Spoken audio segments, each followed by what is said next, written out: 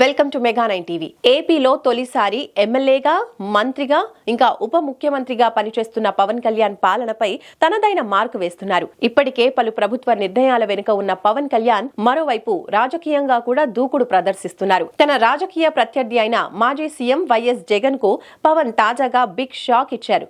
దీంతో పవన్ దూకుడు మరోసారి చర్చనీయాంశంగా మారింది. అలాగే ప్రభుత్వంపై పవన్ పట్టు కూడా అర్థమవుతోంది. పల్నాడు జిల్లాలో వైఎస్ జగన్ కు చెందిన సరస్వతి పవర్ పరిశ్రమ ఏర్పాటు కోసం వైఎస్ కుటుంబం గతంలో భూముల్ని కొనుగోలు చేసింది. వీటిలో సాధారణ భూములతో పాటు పలు ప్రభుత్వ అసైన్డ్ భూములు ఉన్నాయనే ఆరోపణలు ఉన్నాయి. వీటిని అక్రమంగా తమ నుంచి లాక్కున్నారని గతంలో రైతులు నిరసన కూడా చేశారు. దీంతో తాము అధికారంలోకి రాగానే సరస్వతి పవర్ కు ఇచ్చిన భూములు స్వాధీనం చేసుకుంటామని అప్పట్లో కూటమి పార్టీలు హామీ ఇచ్చాయి.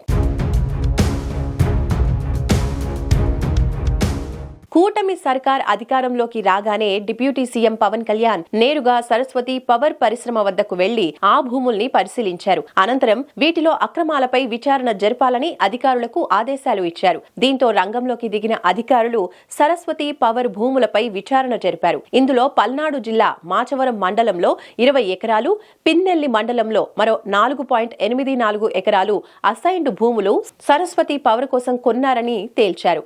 అలాగే ప్రభుత్వ భూముల్ని తప్పుగా రిజిస్ట్రేషన్ చేశారని స్థానిక ఎంఆర్ఓ ఇచ్చిన ఫిర్యాదుతో విచారణ చేపట్టారు.